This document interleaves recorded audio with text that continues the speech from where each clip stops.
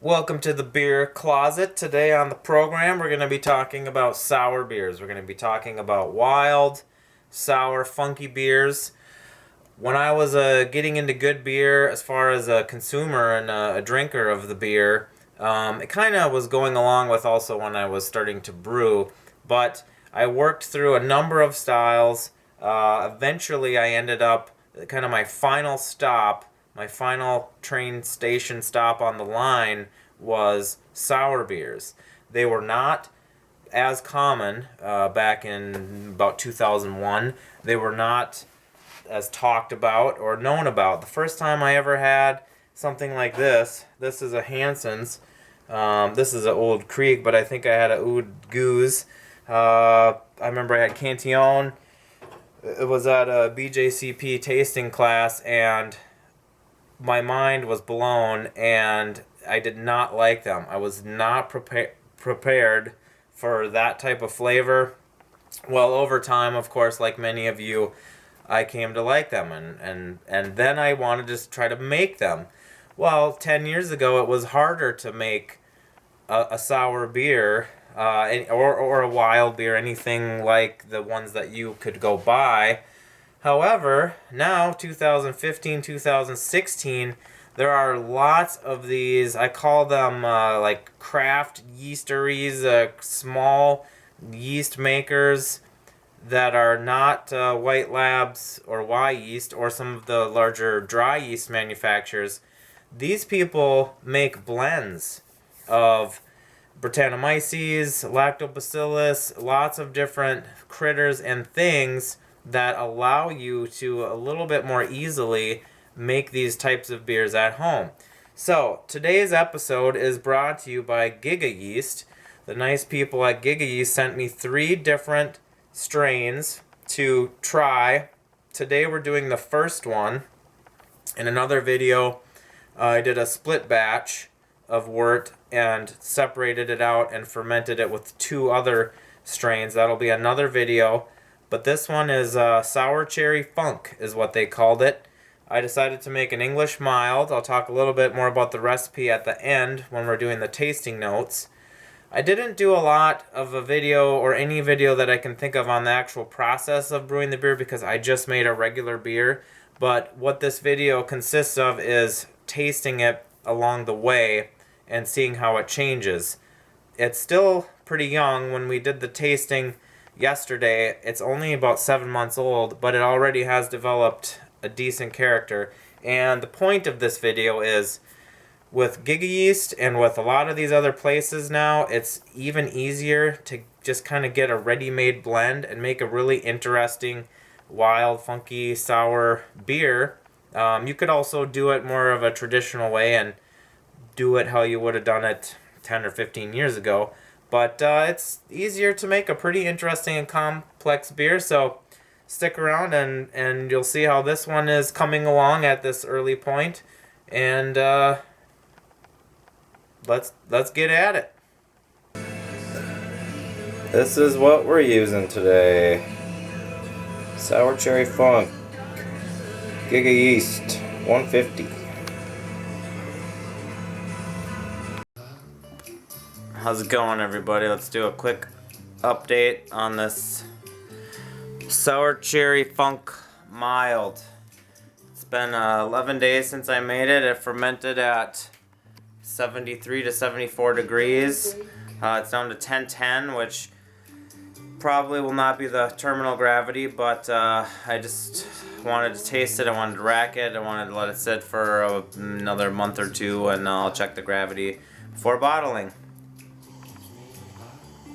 Smells, I'm getting kind of the mild, whatever kind of crystal-y malts I put in there, I forget right now. The brown malt, actually, there's only a tiny bit of that, but a little bit of musty funk, dirty gym sock funk. See what it tastes like at this early point.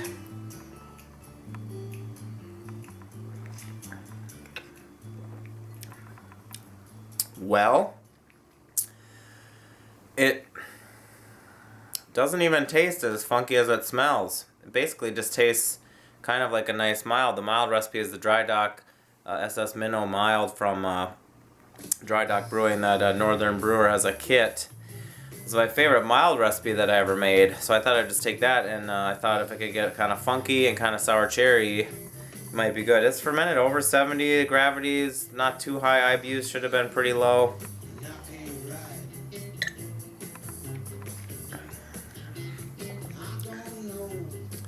Tiny bit of fruit cherry type flavor. It's a nice drinking beer, but kind of like the other GigaYeast ones I have at this point, a lot less funky and goofy and kind of out there and wild than I expected. Nice beers. They could change over time. They're very young. You can have these kinds of beers around for years, but not terribly funky or cherry-y at this point, or sour, but a nice fermentation was good. We'll check it out in a while and see how they develop. Alrighty, I'm doing a tasting here. It's October 4th. I checked it in June and it was down to, I can't find my notes, but it was 1010 in June, so it's been about 4 months and it's dropped. It's 1.006, so it has dropped 4 points. It has developed this. You're not gonna be able to see, but you can see it's kind of got. It has a little, kind of not really a full-on pellicle, but it has a little bubbles, a little activity. And what's even better is the taste has changed a little bit.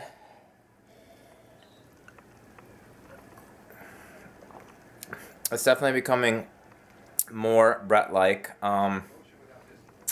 There is kind of a fruitiness. There is kind of a, I suppose it's suggestive with the name of the yeast blend, but kind of a sweet cherryness. The malt character from the mild is dissipating. It's getting less as the beer gets thinner and drier, but you know, it's still in there.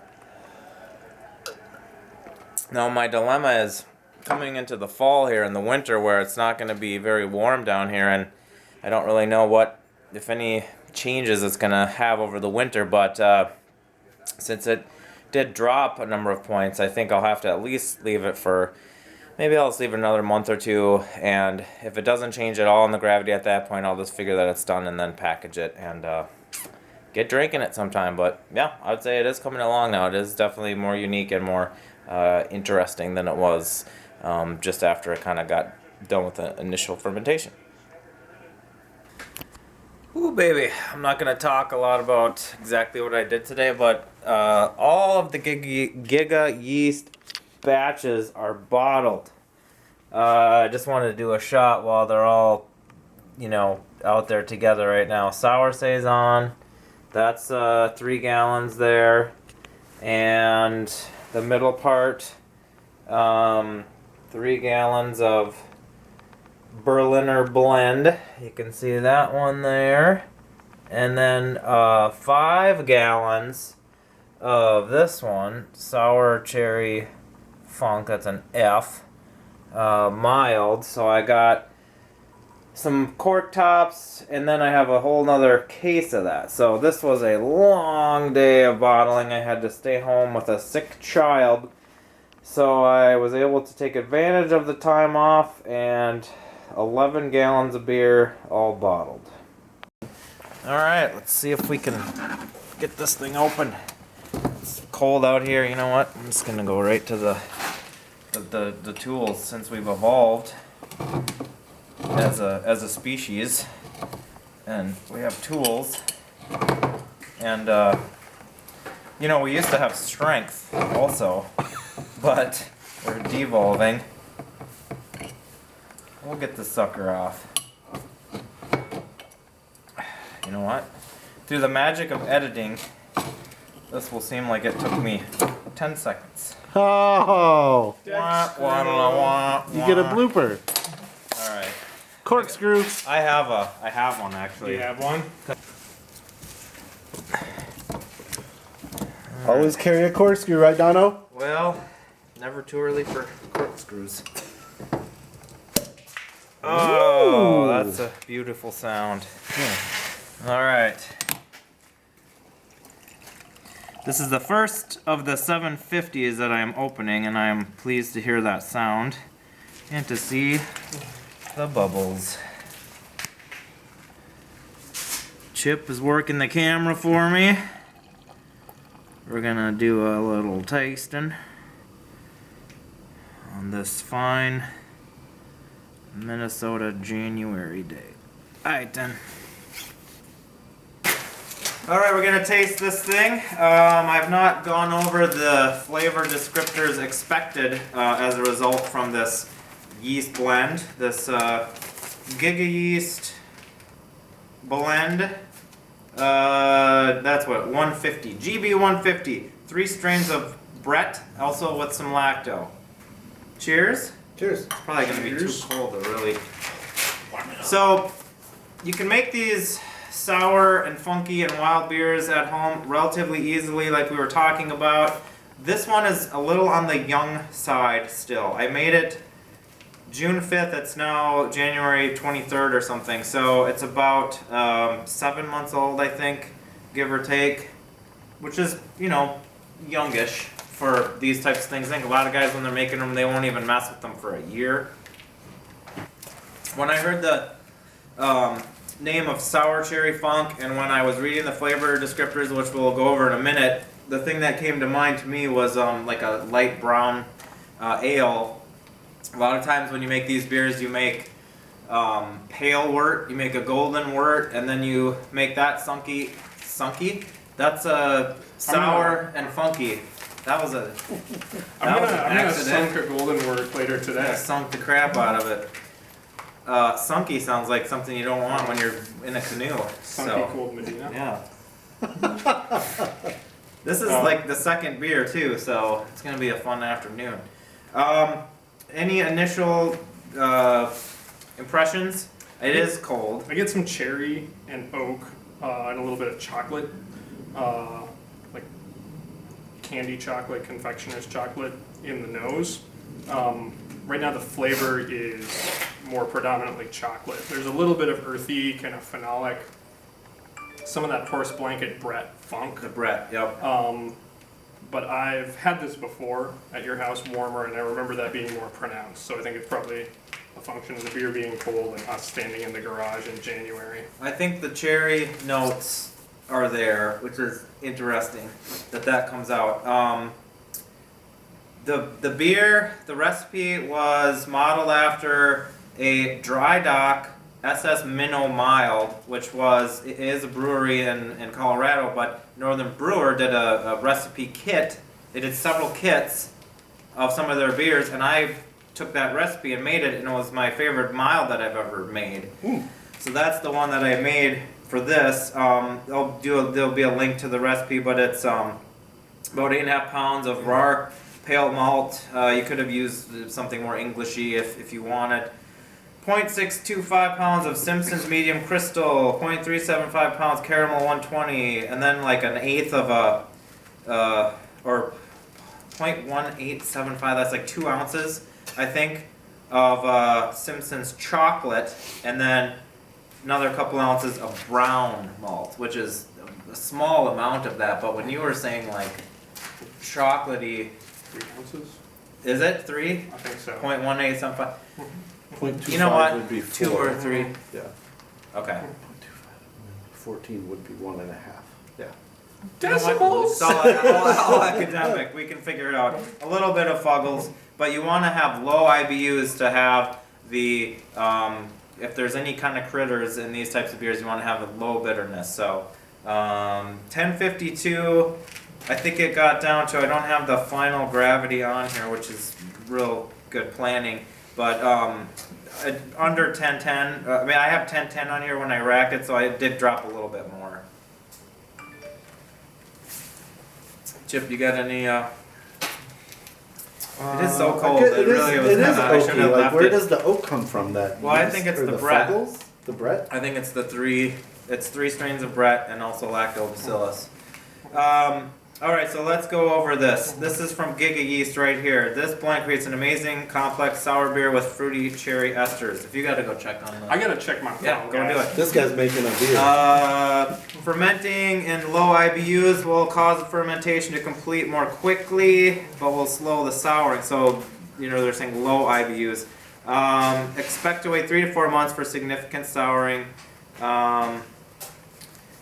I not even put the right friggin' stuff on here? I don't think I did. Oh, I know what I'm thinking of. I'm thinking of the descriptors for double roasted crystal, which I used in another beer. I'm thinking of those notes.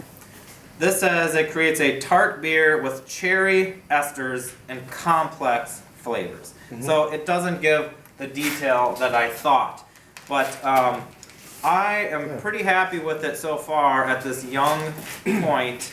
I'm hoping to have this beer around for several years. It'll be fun to keep trying it over time.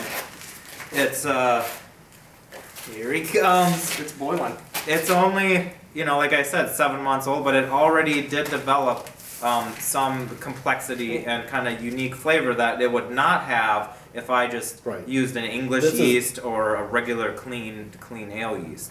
No, I don't. Having had this beer from the source, the brewery, and the kit, this is definitely not SS Minnow. So the yeast itself is doing a lot of work here for that cherry pie, that baker's chocolate. Cherry pie. It kind of tastes like cherry pie filling even, or like the out of the can, that type of, which isn't the not quite as best sweet, way but to that, make a really pie, layered. but it does have that kind of that sweetness and that fruitiness.